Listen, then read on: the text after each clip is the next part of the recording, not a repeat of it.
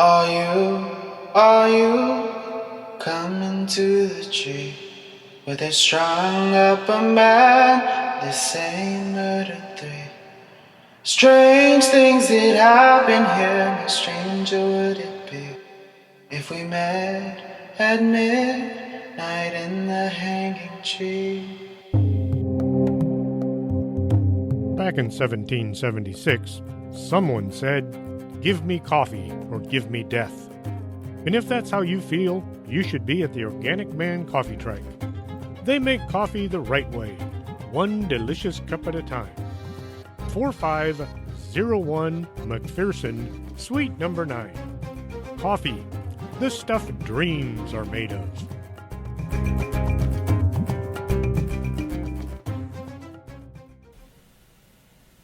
And welcome to the show. I'm your host, Chris James. Shelly Covington, Montana, is a certified wildlife tracker, DNA collector, and researcher. Her interests include learning and conducting proper wildlife DNA collections, wildlife tracking, and casting of tracks, witness interviews, and long-term field work as well. Her goals are to constantly improve her skill set in evidence collection through citizen science work and the study and documentation of wildlife behavior through track and spore knowledge. Shelly is a native Texan, known as a wilderness and wildlife enthusiast with a passion for conservation and preservation. She's an avid fossil hunter and outdoor survival enthusiast. Shelly's search for the truth was fueled by her husband's unexplained encounter in the winter of 1982 in the forest of East Texas. My cat is making a comment. As she says, facts are truth, and I am hopeful with proper wildlife DNA collection and analysis, it could be a benefit and a standard in the search of the enigmatic creature we call Bigfoot. Shelly primarily works as an independent investigator, but is an active member of the BFRO, as well as the Texas Bigfoot Research Center, as well as a few other private research groups. Shelly wants to show others that you don't have to have a degree in science to join the citizen science community. She says she's just a simple girl from Texas, just trying to do the right thing, and if she can get the attention of just one scientist, she thinks she might be doing it correctly. Children are our future, she says. It's her responsibility to be an example of why we need conservationists and not just talk about it, but to actively get out and work the dirt. Welcome to the show. Thank you so much. I'm really, really happy to be here. I appreciate this. You said your father was a DPS trooper. Did this mean your family had to move around a lot when you were younger? Oh, absolutely, yes. My father, I think I was about 4 or 5 years old when he became a trooper with the Texas Department of Public Safety. And then as time went on, of course, he progressed in his field and became a narcotics agent, which caused us to move. And then he became a sergeant, and we moved again. And then he became a lieutenant. And yes, so I had to move all over the state of Texas. Was he ever assigned to the southern border around the Laredo area? No, the furthest we moved to was the Houston area. We lived in Pasadena. So, no, he wasn't really on the border. How did y'all enjoy the smell down there? Oh, my gosh. Yeah, that's the most memorable thing about the area.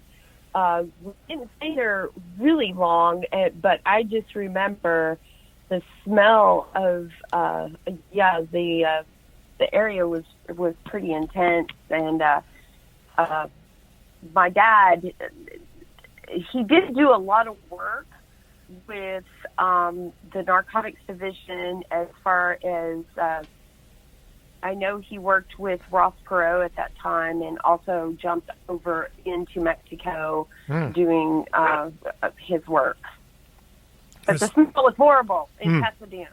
The funny thing is, you get all these chemical plants, and they're not the culprit.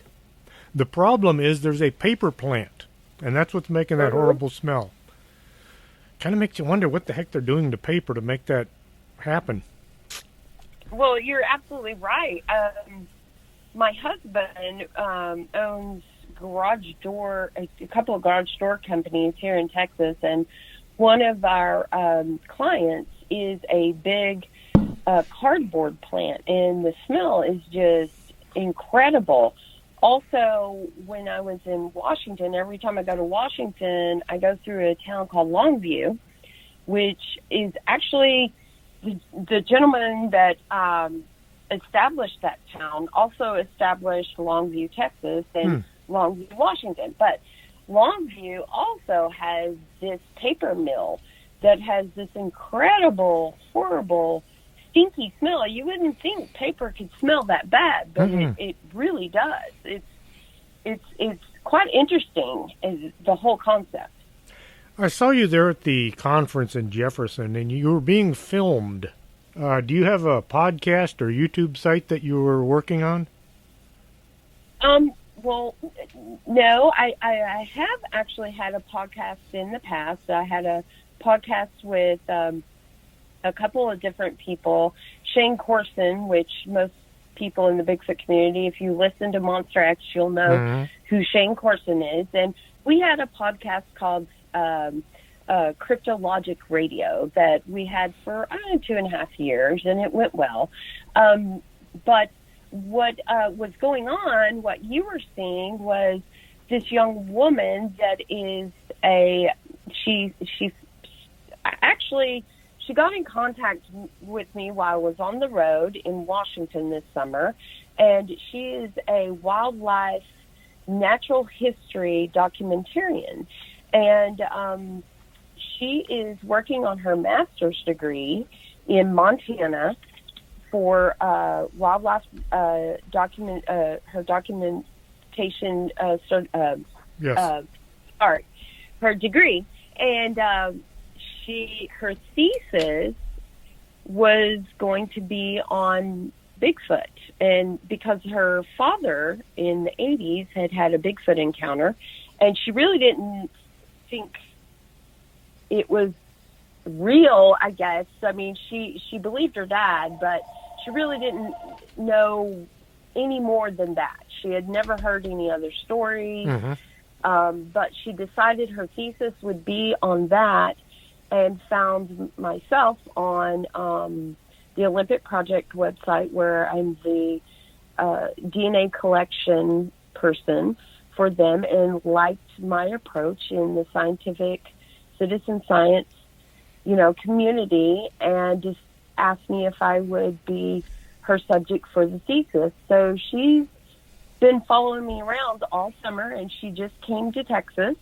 and came to her first Bigfoot conference, where she actually got to see and hear and kind of, delve into the subject other than me, and what I had talked about, and see all sides, I guess, of the subject matter. And so that was what she was filming. Is in the spring, I believe that documentary will be out. Was that the documentary you were mentioning earlier? I think it was last week. Not sure, but maybe so. I try not to, post too much about something I'm not in control of. But yes, she just left this last weekend, and it should be really interesting. And she's what's so interesting about this whole process for her is she came in with one idea and thought process, and now she's very interested in what we are doing, as researchers or enthusiasts or people just interested in the subject who are actually going out in the field. And I think she's going to be pursuing this subject more than she thought she would in the beginning. Did She Squatch come over and visit you at the conference? Oh, yes, of course. We love She Squatch, right? But yes, she did. I could just imagine running into somebody that looked like that in the dark woods at 2 o'clock in the morning, and that could have a bad outcome. Well, absolutely. I mean, for me, I spend every summer going out to the Pacific Northwest by myself for 3 to 4 months.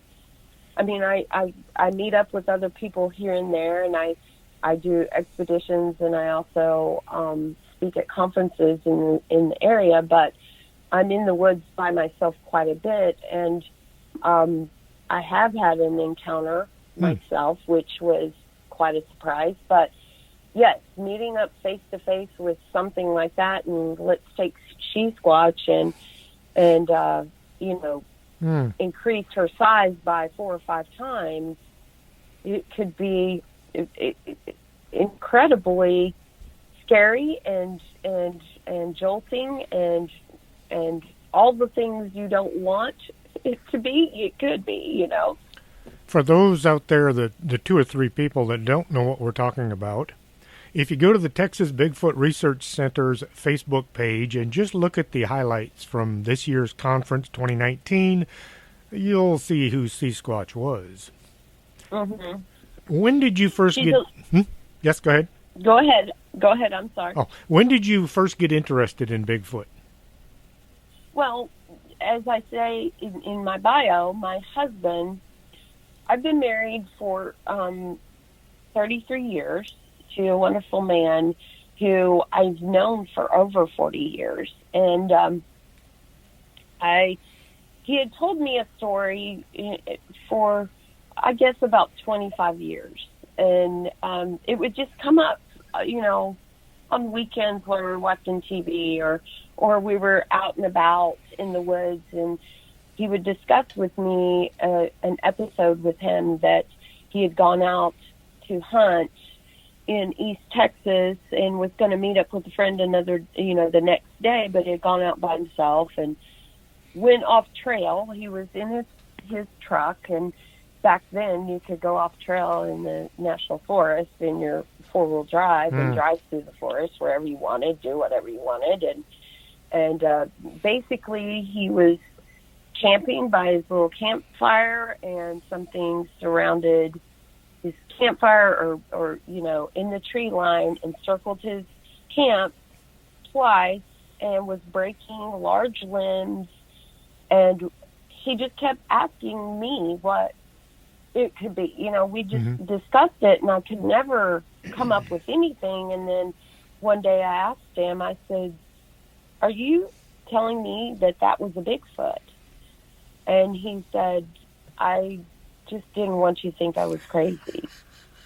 So at that moment, I knew that the Patterson-Gimlin film was really something. I'd watched that when I was, I think, 9 years old, and found it just so intriguing. I remember sitting in front of the TV, really close to the TV, and my mother was sewing an outfit for me, and I just remember how interested I was in that subject. But, of course, we're in Texas, so those things aren't going to be here, and I just didn't think that much about it, throughout my life. But when I realized what my husband was actually talking about, and he confirmed it, I knew at that moment that there was something out there that I really was super interested in, and I went on a mission from that moment forward.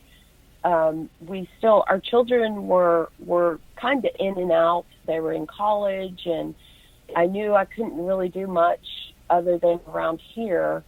And so I just really delved into the internet for a couple of years, all day, every day, just searching and trying to find what information I could about this being a real entity. And next thing I know, I'm doing a radio show. I'm going out to the Pacific Northwest. My children are gone.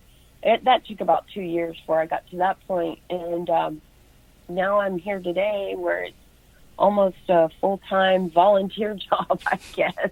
So, have you seen anything that you thought might have been Bigfoot? oh, yeah. Unfortunately. Unfortunately? And I say that, I say unfortunately. In 2015, I had been in the Pacific Northwest for, I think, 3 weeks. I had flown out, and my friend Shane Corson, amongst some other friends, were picking me up and dropping me off in different locations where I could camp, or they were taking me out. And I think I had gone out the year before with them, but in 2015, I'd been out there for 3 weeks. I flew home and decided I had to go back because I had two gentlemen that were willing to spend another 3 weeks with me in the woods. And they knew a lot. They knew a lot about the history of the areas that we were going to go into, and they were very mentally disciplined gentlemen, and I was really interested. So I got in the car with another friend of mine and drove straight back to Washington. Wow. And ended up at a location, a really well-known Bigfoot location. Didn't expect really anything. And as soon as I got there that evening, things started to happen.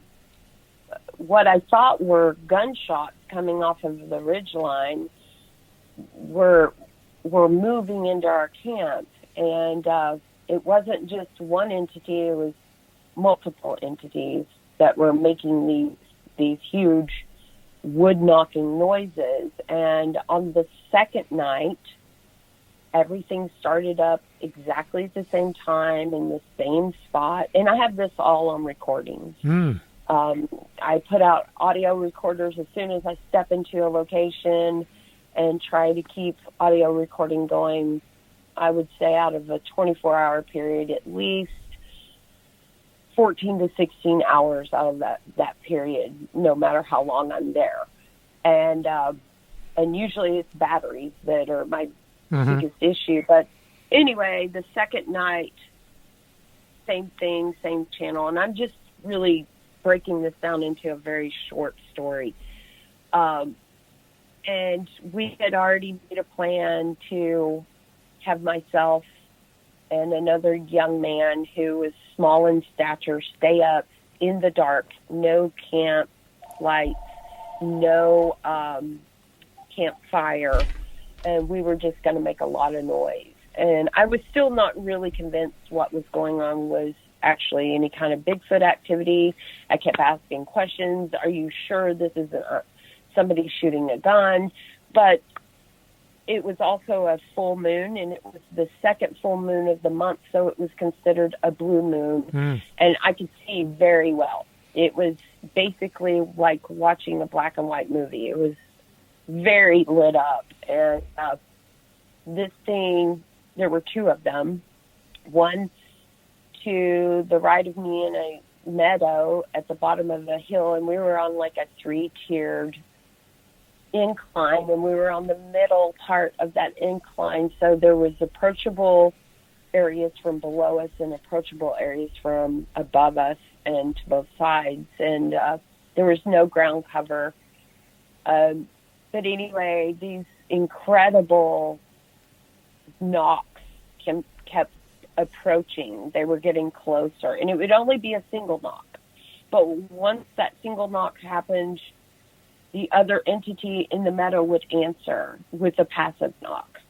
This went on for hours, and it got so close that it hit one of the lodgepole pines, and all the birds flew out of the tree at 2 o'clock in the morning over my camp. And then I could hear it walking through the forest. And then this noise, this not wood on wood or rock on wood, but almost like a mouth pop or chest pop sound Mm-hmm. came out of the woods where I was looking, because I literally felt like I could watch the noise. I couldn't see anything at that point, and it made like a pop, almost like, I'll try to replicate it, but it was like Mm-hmm. that. Champagne then- bottle opening. Yeah, and then all of a sudden, this thing walks out behind my tent. Now, I'm on the other side of camp, about 40 yards, and I see this silhouette just walk out, and I watch it walk through the tree line, and I see it 3 different times, and I basically said, what is that? And my partner said he looked at the brim of my hat, and he looked in the same direction, and he saw it as well, and everything then stopped. It walked towards the other thing that was knocking, and then everything stopped. There was no more knock, nothing. It went silent, and I told my partner, don't talk to me, don't influence me. Tomorrow, get up and draw what you saw, and I'll draw what I saw. The guys, will interview us, and we'll go from there. And so that's what we did. And I saw what I call the first 3 frames of this giant silhouette that looked like it was on a skateboard, best way I can describe it, moving in a downhill motion towards the other entity that was knocking. And but it was fast, and it wasn't like it was running. I knew it wasn't running. I knew it was moving at a slow gait, but it was so massive that it went in and out of the tree line, or I could see it in and out of the tree line. So it just seemed so fast, but I knew it was because of its size. If you think about a moose or an elk or an elephant moving through the tree line, it's going to get from, one point to the other in such a short period of time because of its gait and its stride.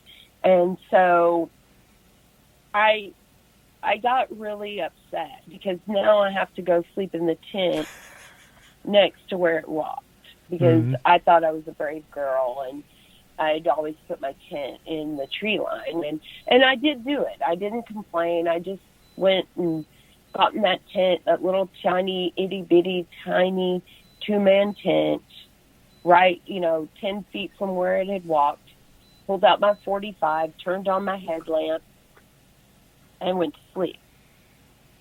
And then we did all of our evaluations and measurements.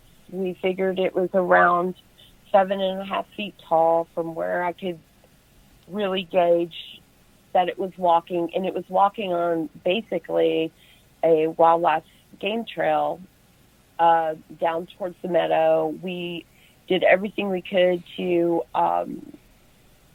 make sure it wasn't any other known species in the area. And there were no people in that area. The area is very dry, even though it's a pine forest, but it's very dry. The ground is very silica sand, and there were no tracks of other vehicles coming into the area. We had done an extensive recon on the area to make sure. I had called Shane the next morning and said, you need to come out here. Something's happened. I need your help. He shows up.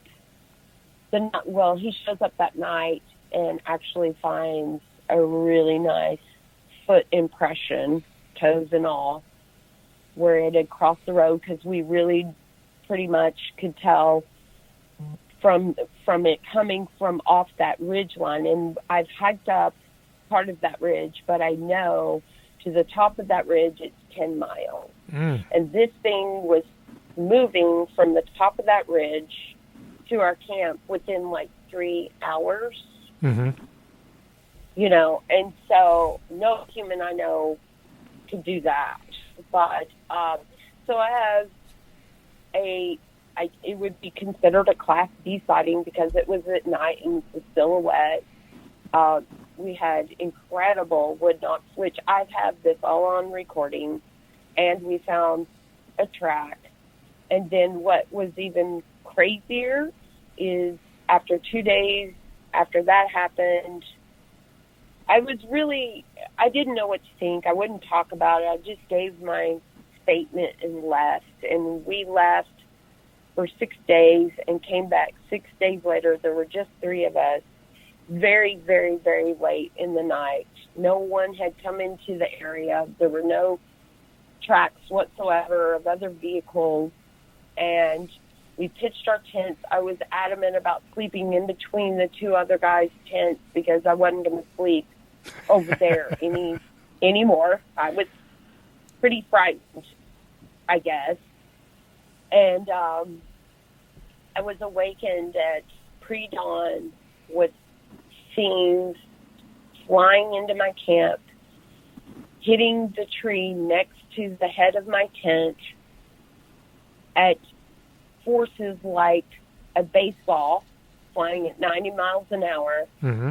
And bouncing on the ground, and I could feel it coming up underneath my pad on the ground and through my tent, and that went on for 30 minutes, and I had all of that on recording, and it was extremely upsetting because I couldn't see what was going on. So that's what I've had happen to me. I would say you had a Bigfoot experience. Did you happen to see the movie Willow Creek? Oh, sure. Absolutely. I've seen it. Yeah, and that was the problem, was because when we came back, I had always been the person that opened my tent flap so that if anything was happening, I wouldn't have to unzip and scare off the creature, because we have ongoing FLIR and audio all night long. So we don't want to run it off, right? Mm-hmm. We're there to catch something in our audio recorders, or in more, what would be really great is catching the image in the FLIR footage, So my job is to lay there and let happen what is happening. But I couldn't see outside my tent to know what was going on, whether it was next to my tent, or was it, 40 feet away, or was it an elk, or was it whatever it was.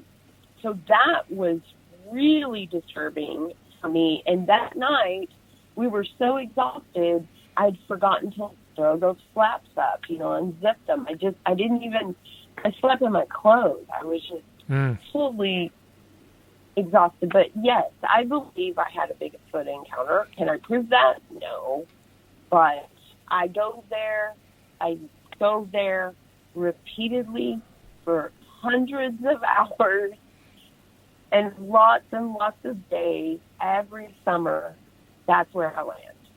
Man. How did your family take it when you told them you were going to go looking for Bigfoot? Well, my husband understood it because he understood how I felt about his story. And we really didn't express what had happened to him to our kids or my parents or my family, because basically I knew they would think I was a nut, and because I wasn't just going to look for Bigfoot, I was going to delve into the whole subject matter. My son and daughter asked their dad what was wrong with me at first, and he said, "Your mom is just picking up where she left off before she had you," which I thought was a perfect answer, because our children think they know who we are, but they didn't know us before they were around, right? Yes. And so my husband and I were adventurers before our children were born, and we camped and we did primitive camping a ton. I mean, our first date was primitive camping, so it was just natural for me. My parents thought I was crazy, but my husband went and explained to them that it was his fault, and because he had had the Bigfoot encounter, but my parents believed my husband. They know, they love him. I tease him and say they love you more than they love me, you know, because he's just such a great guy. So at first they were very, just didn't know what to think. But now, especially my children, are probably my biggest supporters.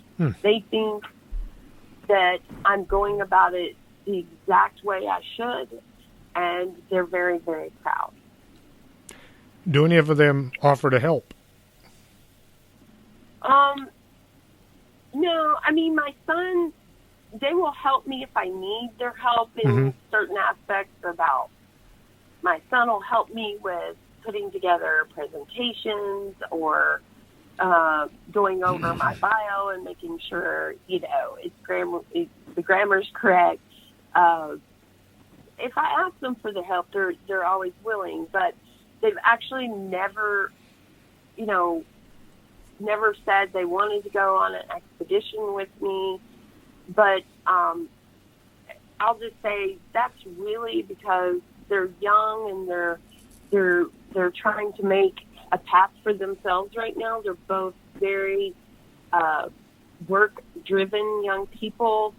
They're both professionals, and so they're all about trying to make their place, you know, into society. And I'm very, very proud of them. They're great, great young people. And our son just got married, and they were both interviewed for the documentary. And from what I understand, their statements on the documentary are very, very complimentary to what I'm doing, and they're very proud of me. But I always tell them when they have children, when I get to have grandchildren, their grandchildren will be Bigfooters. Could you tell the audience about your DNA kit? Sure. So that was one of the things that when I started on this journey, I had been on the internet for a couple years, and I was watching YouTube channels, and I wasn't really delved into the Facebook part. I was just more, that really kind of scared me a little bit. But I was reading papers and blogs and YouTube channel stuff, and what I found was that I felt like there weren't enough tools for people like me or the average Joe that was out in search of the great North American Sasquatch. And being from a law enforcement family, I felt like, you know, whatever I did, I needed to be true to what my family would expect from me, and that was facts and truth. And one thing I was watching was people would have things like hair and say, this is Bigfoot hair or Bigfoot DNA. And I thought, well, you've contaminated it. And then I would see other people complaining that when things were put in front of scientists that were actually, you know, when they would try to get into the DNA part, they would say, well, it's been contaminated by humans.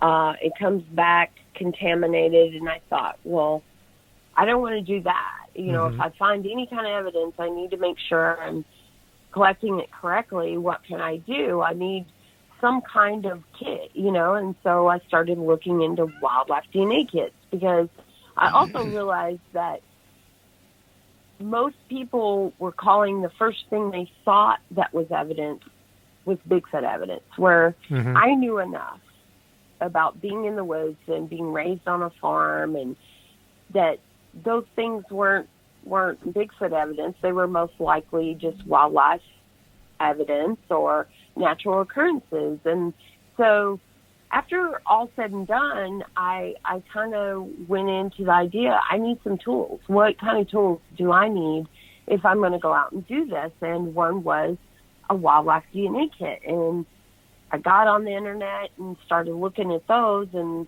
they were really expensive, you know. They were like $100 to $500, and I looked at wildlife DNA labs, and I thought, you know what, I can make my own wildlife DNA kit. I can make something that's sanitary that I can carry out there.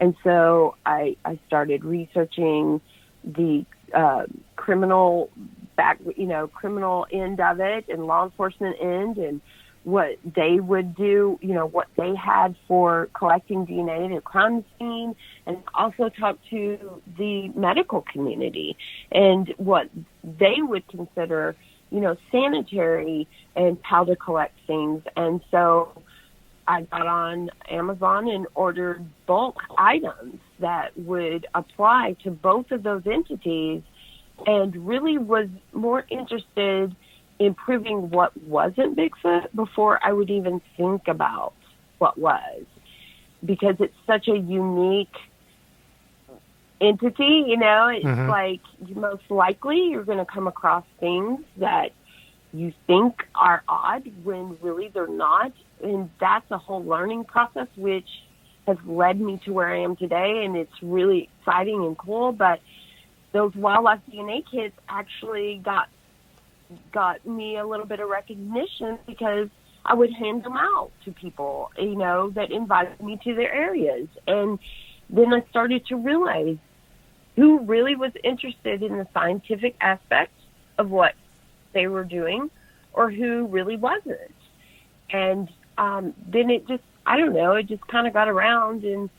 And so, yeah, that's kind of how it went. And now they're affordable. I've sold out of them all, and I've got to replenish. But basically, they're just this really lightweight, up to human standards sanitary kit.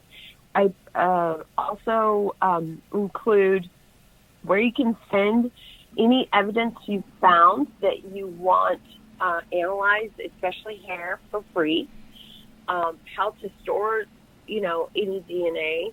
And I just tell average folks like me, you know, if you look at what you're collecting is like it's Ebola, you know, you're going to collect it correctly. And I also provide like a buccal swab, because if you're collecting DNA at a crime scene, you know, all detectives on that crime scene have to give their DNA. They have to give a sample of their hair and a sample of their DNA, so they know there's no cross-contamination. I talk about videoing everything. I include 2 sets of gloves and face masks, so that you can have a friend there videoing the process. And like I said, it's up to human standards. It's affordable. I sell them for about $30. They have everything in the kit that you would possibly need. It's actually overdone, but that's okay. There's no wrong way to really collect it, as long as you're being sanitary and you video the process. So yeah, it's just a tool, and I think and I encourage people to practice with it. You know, go out and look for hair on things like barbed wire fences or broken saplings where bear and cows and other wildlife have scratched, and teach yourself how to collect it and process it correctly, because if you ever get that one chance of something of true importance, you're going to be freaked out. I don't know what I'm doing, you know. I hope I do it correctly. So I always tell people, practice. I practice all the time. I'm always looking for hair. And then it gets your mind's eye into that kind of search. You're starting to look at details that you wouldn't normally be looking for, you know. When you're practicing that kind of discipline, and you're becoming extremely mentally disciplined on what you're looking for, you really start to see things that you didn't see before. Are you selling them at your website or someplace like that?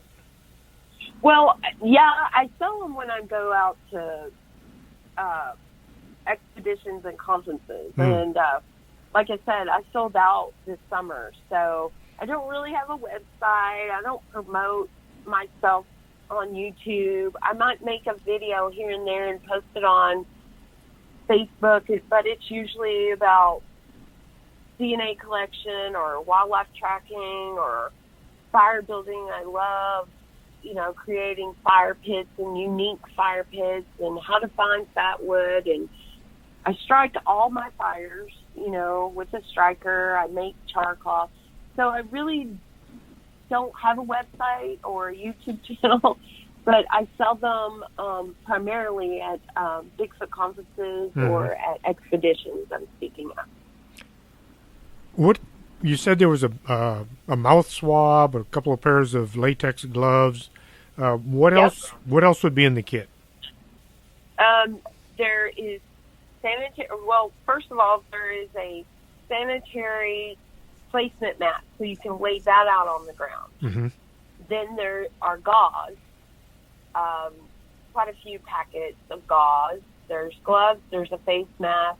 There's I say sanitary. There's sterile. There's a difference between sanitary and sterile in the medical world, and everything in the kit is medical grade. I order it from medical companies, and I make sure that it says medical grade and sterile, not sanitary, but sterile. There is tweezers, usually a scissor. You have to open up everything. There's alcohol wipes. There are acid-free envelopes to place. So if you're collecting hair, the best thing to do is place that hair in a gauze so it doesn't move around. You fold that gauze up and you put it in a acid-free envelope and then seal that. I also have a buccal swab, or you can use that swab also to collect any kind of blood or liquid evidence. I also have a large container that you could collect feces in. I'm trying to think here. It's pretty packed full, and then there's instructions. There is also a website or a person that you can send your hair analysis to, who will do a full report for you for free. It's a pretty intensive kit then. Oh yeah, I tried to make it to where no matter what you came upon, there's things in that kit that will help you collect it in the most sanitary, sterile way you possibly could. And if you really look into wildlife DNA collection, we don't have to be that sanitary. We don't have to be that sterile. But because we really don't know what these entities really are made up of, I don't want any cross-contamination, and I think people feel better about that, And so I think I've revamped that kit about 4 times, maybe 5. And I'm going to probably add a couple other things to it as we go. I just want people to feel like that their research has value. But what I have also found out through these kits is that some people have found what they thought was Bigfoot hair, but actually was a known species that hadn't been seen in their area for many, many years, but now they can prove it came back. And that's super exciting all in itself. So doing things like this and creating tools like this for yourself opens up a whole other world of conservation, because we really need to know, even if we're not collecting Bigfoot evidence, we're collecting something that's living there, right? Mm-hmm. So if we know that Bigfoot has been in that area, what other things are there? That's just as important. And this is what I want to learn. You know, it's not just about Bigfoot being here, but what is everything else here, and why would he be here? What has brought him here? Is it the food? Is it the mating process? What's going on here that would attract him to East Texas versus the Pacific Northwest? But what I'm finding is I'm learning so much more about wildlife in general and conservation that I'm collecting evidence that's possibly going to be needed for that state data collection process for conservation for other animals and entities, which is just as important. Have you ever caught yourself thinking, what in the heck am I doing out here? Mm-hmm. Oh, my gosh. I was talking about that today, and I don't think many people really understand how hard it really is when you go into an area 2,500 miles away from your home, sitting in the middle of the woods for months on end. Mm-hmm. The last month of my journey in the summertime, I'm really pretty much a mess. Yeah. I feel a ton of guilt. I spend a ton of money. I feel guilty. I cry, and I think, you are nuts. You're sitting in the middle of the woods waiting for this giant hairy man monster to come up and hang out with you. And that, especially after a long duration of months of being away from home, and the trials and tribulations of all my equipment breaking down and things not working right, and tired of not taking a bath for 2 weeks at a time, and sleeping in the same dirty, stinky old tent, and my clothes are worn out, and I'm, and spending hundreds of thousands of dollars on things like batteries and gas, and having to get up every day and repeat exactly what I did the day before. I question myself quite a bit, and it becomes very emotional and very lonely. They make it a lot more heroic and sexy on TV. I'm sorry, say that again? They always make it seem so much more heroic and sexy on TV. Oh, by far. People will say to me, wow, that's so cool. You get to go on this 4-month-long vacation. And I'm like, it's really not. Yeah. Yes, I'm very fortunate that I have a husband that believes in what I'm doing and provides me with the funds to do what I do. He goes way out of his way to work. I try to save money for the trip every year. I've done it for 5 years now, I think. And, but it's not this glorious, beautiful, amazing, heroic, sexy vacation like most people want to believe. It's work, and it's hard, and it's lonely. And then when you get home, people kick you down when you're talking about science, and they're talking about their encounter and how important their encounter is, when I really think what's important is the species and the discovery, and being in the integrity we need to put behind what we're doing. If our forefathers like Renee DeHenden and John Green and Bender Nagel and all those gentlemen who worked hundreds of hours in the field and never saw anything, today, what Bigfoot is today, I really think they would be quite baffled at us and what we've made him into be. And that's not what I want to do. I want to be true to the species, true to, my family, because I take away all their time, and I've missed all my kids' birthdays and my anniversary for the last 5 years. Yikes. And that's pretty selfish. So I better be on my game and better be doing it the right way. I'm not a degreed individual. Like you said in the intro, I'm just a simple girl from Texas trying to do the right thing. And I need the help from people who are like-minded. And, but I think the discovery and just knowing the great North American Sasquatch lives here amongst us. And he's elusive and fantastical, and I want to know that. I want to be a part of that. But I want to do it the best way I can. Have you run into a situation where you thought, well, this just might be the end, as in you're about to die, maybe? Climbing a hill? I've been to every, what I consider, almost in the lower 48, I've been to every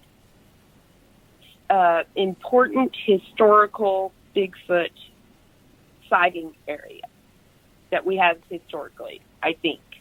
I may be missing one. But one of those sites was the Ape Canyon site where Mark Marcel had actually discovered where the cabin was when, the Bigfoots were throwing rocks and attacking the cabin, and the miners all night long were fighting off the Bigfoot. And he actually invited me and another young woman to be the first women to go down to the site. And it was quite a treacherous event. We went out, I think it was like June 3rd or 4th. It was the first part of June. We hiked up 6 miles, and all of a sudden we get caught in a rainstorm, and then it drops down to 26 degrees and snow. And, that was pretty treacherous. We knew we could be in trouble. We were all soaking wet. The survival blankets that you buy for $2.99 at Walmart were our best friends. And that all worked out fine. Then the next day, we rappelled down into Ape Canyon, 600 feet, I think it is, to the site. And each and every one of us got in a little bit of trouble. So, I was caught on scaling a rock wall, and got myself in a predicament where I couldn't move and needed assistance. So, that was one of those times. There's probably a couple others, but that one was the most significant. Have you run into Gunnar Monson? I know Gunnar very well. He was actually with me when I was at the Ape Canyon event. I just saw him this summer. We were speaking at an event in Bend, Oregon. But I know Gunnar very well. Yeah, his coffee company, Sasquatch Coffee. Mm-hmm. Yeah, I drink his coffee often. I was there when he first brought his coffee out, and he's a great guy. I love Gunnar. We spent many a night by a campfire. I was intending to buy a bag of the Bob Gimlin brew, but I'm afraid I wouldn't be able to drink it because I would want to save it, and you can only save coffee for so long before it goes bad. And, well, I talked myself out of it. You need to get you 2 bags then. The way I go through coffee, I'd drink them both. I know. I'm the same way. Well, speaking of Bob Gimlin, he comes out and camps with me. Oh. Well, I say he camps with me. He comes out and visits me every time I'm in my research area. He doesn't live too far, but if he is not traveling or doing a conference, he comes out. And he made me a drum last year, a Native American drum, came out and made me a drum. And then this year he came out and visited me, I think, twice. And, so Bob Dimlin and I spend many hours in the woods, just me and him, by ourselves.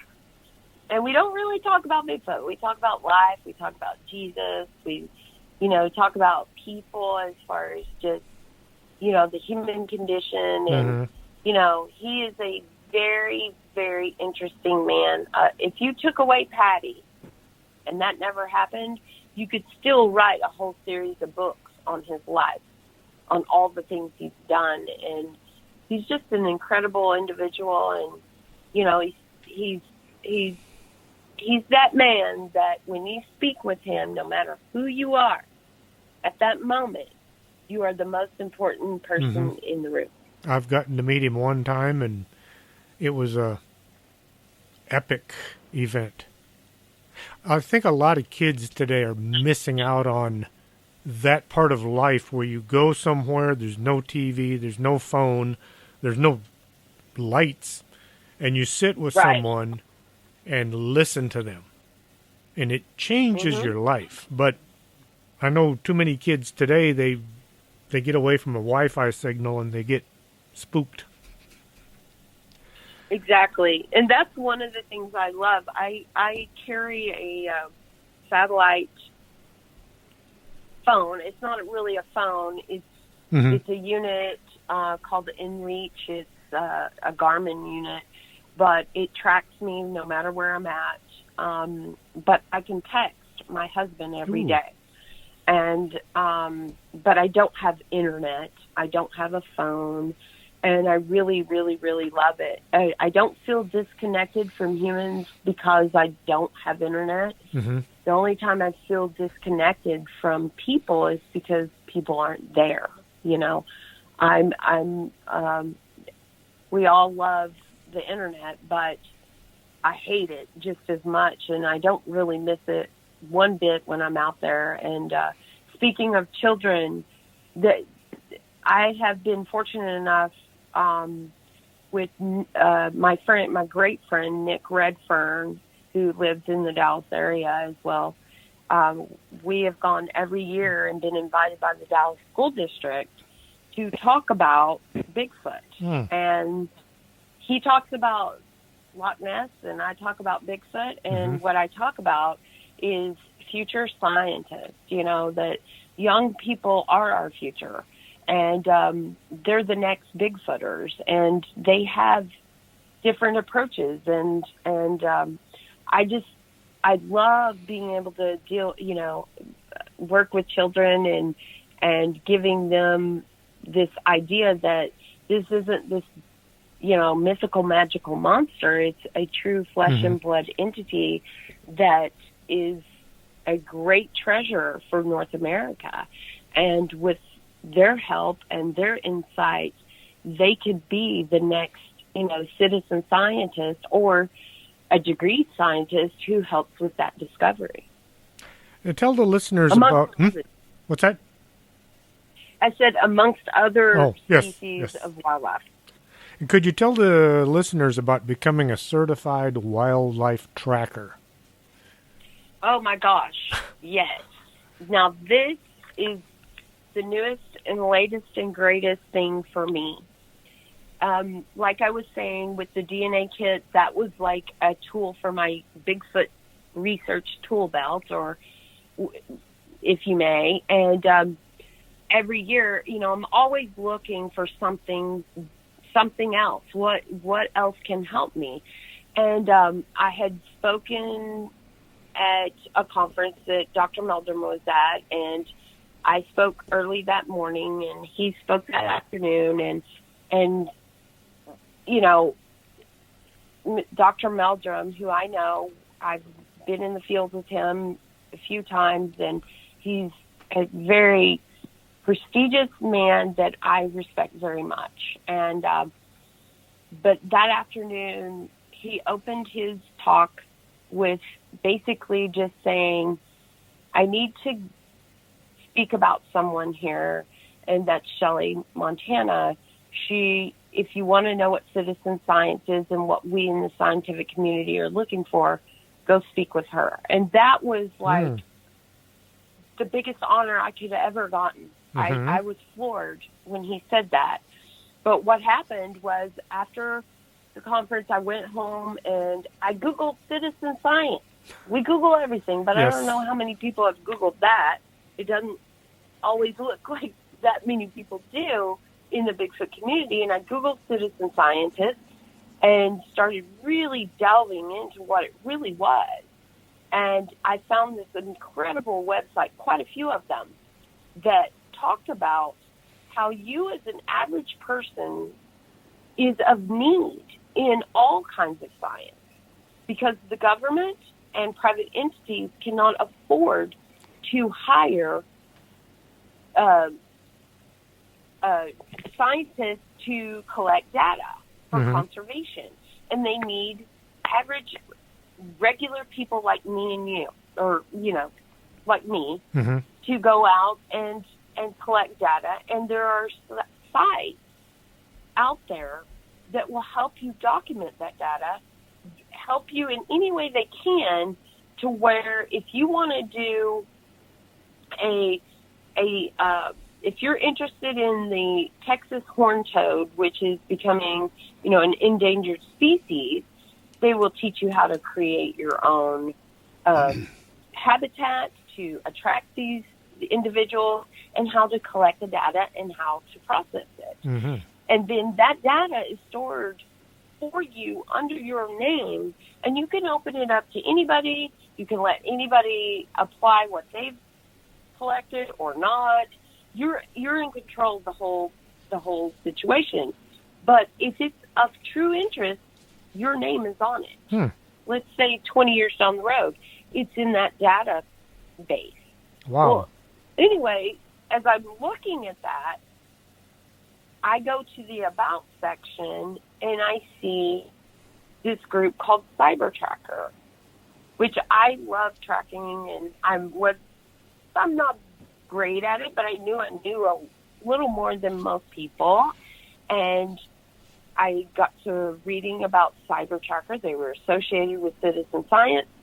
And what I realized was tracking is really probably the first science that was ever to be, because we were told, we're told that we were the hunter-gatherers, but we were probably scavengers first.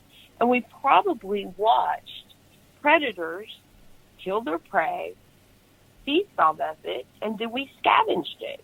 Well, how did we find that predator? How do we go about finding that predator that's killing food that we can scavenge off of? Well, we learned to track. And in this story of Cyber Tracker, this gentleman learned, he realized that, all over the world, we need more people to help with data collection, because when you're looking at species, they don't go out and count the number of elk in that region. They're counting tracks, they're counting scat, they're counting spoor, sign altogether for that data. And as hunters and environmentalists and enthusiasts, they depend on us. And I realized, just by reading the story about how Cyber Tracker came to be, that they were calling out to people like you and me. And I made it my goal to delve myself into study and really get involved with the tracking community, because it's an international standard. If I said, hey, there are cougar in this region of Texas, my word now is taken as truth.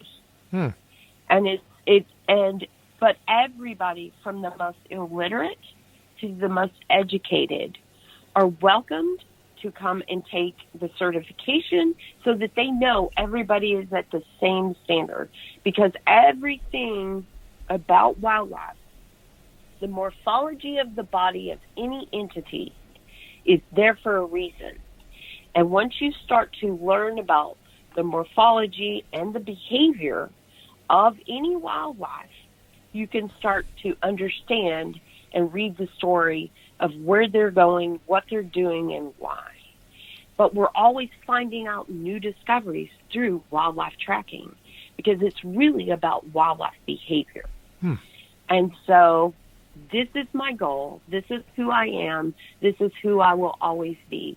I will continue to take certifications until I can't take them anymore. I think this is really, really the directions that Bigfoot research enthusiast people who really are interested in the species, this is the kind of knowledge you need to work on. Because the cyber tracker community as a whole has looked into Bigfoot a bit. They don't poo-poo the idea, but they really believe that most people in the Bigfoot community really have no idea what they're talking about when it comes to wildlife behavior. But we could be a driving force. We could, if people jump on that bandwagon or any other kind of tool that is involved with science, Dr. Meldrum wants to be wants to be certified. I'll just say that. And what was the website again? It's Cybertracker? Cybertracker.org. And they don't actually teach you how to track. They just give you a lot of, there's a lot of books out there that these individuals have written and how to go about reading signs. You need to learn from as many people as you can. Work the dirt, get out there, do the measurements, because 90% of tracks are not perfect. They're disturbances, and that's what you're looking for. Really, when you're looking at track and signs, gait is really right at the top.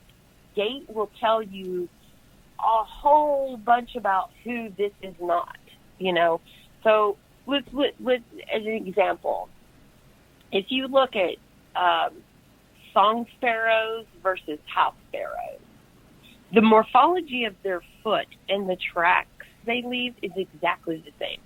Same size, same everything. In that little impression that either one of those birds make. But one of them, the song sparrow, skips, whereas the house sparrow hops. So if you're looking at disturbances that don't really tell you what kind of track it is, but you're seeing a skipping motion, and you're seeing that the measurement of that track is exactly within parameters of a sparrow, and the gait, or the trail width is exactly in parameters of a sparrow, you can say, well, that's not a house sparrow. It has to be a song sparrow. Wow. Do you see what I mean? This is the kind of stuff you learn in true tracking.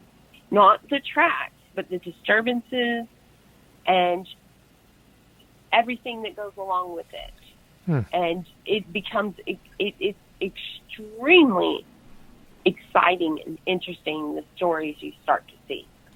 And my Cyber Tracker certification was 2 days long. Wow. 60 questions. Only 50 questions counted. And what the evaluator is the head of the endangered, he's the head of the mammalologist, he's the head mammalologist of Texas for endangered species. And he is a cyber tracker. He implemented the program in Texas where all game wardens and biologists that work for the state are to take this course. Wow. Because they were finding that data was coming up wrong. Because just because you're a wildlife biologist or you're a game warden doesn't mean you know anything about traps or sport.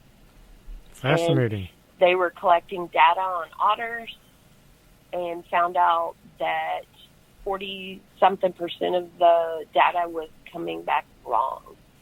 So they decided that this was the program they needed. But it's open to everyone because they need people like us. So it was really, really, really, really hard, but really exciting. Only 50 of the 60 questions count. If you get an easy question wrong, you get 3 points off. If you get a hard question right, you get 3 points, and you get 2 points for moderate questions either way. But they won't tell you which questions counted. They don't. They tell you when you take the course, or not the course, but the certification, you will probably fail. But it's okay. And I wasn't going to do that. So, yeah, it's I think it's going to be a fantastic tool for myself and anybody else that wants to be involved. See how many people at the next Bigfoot conference are certified. Me. Besides you. I mean, the next time we go to Jefferson, you can just ask them, is there anybody else out there? But see how many. Well, there isn't, because all of our names are actually on the website. And if I use my certification in an improper manner, I can be fined. Jeez. Or I can have my certification stripped. There is a gentleman that I work with who's out of Georgia, who is not well known because he's not on Facebook. He's not spoken at many conferences, but he spends 3 months in the blues every year. He didn't this year, but he has in the last 4 years, who I'm very close with, who took an intensive tracking course, I think, probably 4 years ago, but is very detailed-minded and just got certified after I told him, this is what we need to do. And so I got my certification, and he watched me, and he just got his certification as well. And so there's only 2 of us in the Bigfoot community that every conference I've done for the last almost year, I've asked, who has heard of Cyber Tracker? And most people, I think I've had maybe 3 who actually know what it is. Are there any other cryptids out there that you're interested in, or that you've had a passing interest in? Yeah, sure. Well, so one of the things I'm super interested in, because I've encountered one, is red wolf. And this last year, Texas actually recognized that the red wolf hybrid community is alive and well in South Texas in the Galveston area. Galveston? Yes, there's a whole pack of red wolf in the area of Galveston. And you can look it up on the internet. And they've actually done DNA tests, and they are coming up as a primarily red wolf with a little bit of hybrid coyote. Also, Chester Moore, who was at the conference, he had done extensive red wolf research for years, and I got interested. When I saw what I saw, I didn't know what it was. I thought, that is the weirdest looking coyote I've ever seen. Maybe it's a hybrid coyote dog. And I had met Chester before, and then he was speaking at a conference some years back and showed me some pictures, and I was like, holy snarkies, this is what I saw. I'm really interested in that, and I want to do more work and research with the red wolf. But I'm also interested in the chupacabra as basically a hybrid blue dog. I think it's a true entity. I don't know. It's not the same thing as what it started out to be, as this goat sucking lizard type thing. But I am truly interested in the blue dog phenomena, AKA chupacabra. You should write a book. Oh, well, As you're I've been sitting, told that a few times. as you're sitting out there late at night or in the daytime, you can listen and you can write at the same time. And I'm sure it would help supplement your adventures. Yeah, I mean, I've documented a lot, and I do record everything. And so I go back and listen, and I've been told many times I should write a book, and you know, maybe one day. I don't know that many people really are interested in me screaming at the top of my lungs in the middle of the night at Bigfoot because I'm mad, you know, because I've been sitting there for 3 weeks and he hasn't shown up, you know, and or, you know, all the crazy people I've encountered in the woods, and I've had people try to walk into my camp, and I've had to pull a gun once, and you know, Encountering crazy people in the woods would probably be more interesting than running into Bigfoot. Right? Yeah, I've come across some interesting stuff, you know, and kind of scary. I mean, I don't share everything that happens to me until I get home with my husband because I don't want him to worry. But yeah, I've had some oh, by the way, stuff happen. When and where is your next conference? I'm speaking at Footstock, which I think is an invite-only thing in November. And then I'll be speaking at the Southeast Texas Conference in April, I believe. In Huntsville? Yes, sir. Alrighty. Any advice that you'd like to give to a potential cryptid hunter? Yeah, just, you know, first and foremost, have fun. But really, I think if you go about it in the most common sense way you can and always discount everything else before you think Bigfoot should always be last on the list because he's too unique and too elusive for him to be just hanging around and always, you know, what I've experienced with them was when they're there, you know it. It will be in your face. And, but give the species the respect and regard of showing that you truly care about the research. And I know that a story is always wonderful and fun to tell, but it's just a story, and it's just your story. And if you're really interested in discovery, you know, challenge yourself to be mentally disciplined and always be respectful of the species. Anything you'd like to say before I let you get back to your family? Oh, well, I just really appreciate you asking me to visit with you tonight, and I'm humbled that anybody would listen to what I have to say, and I hope that people have go away with a little bit of insight on how wonderful and lucky we are here in North America to have the great North American Sasquatch in our midst, and you know, it's just a wonderful thing, and I hope people will get to encounter him, you know, one of these days. This has been Shelly Covington, Montana, on Strange Things. Are you coming to the tree where they strung up a man, the same murder 3? Strange things that happen here, how stranger would it be if we met at midnight in the hanging tree?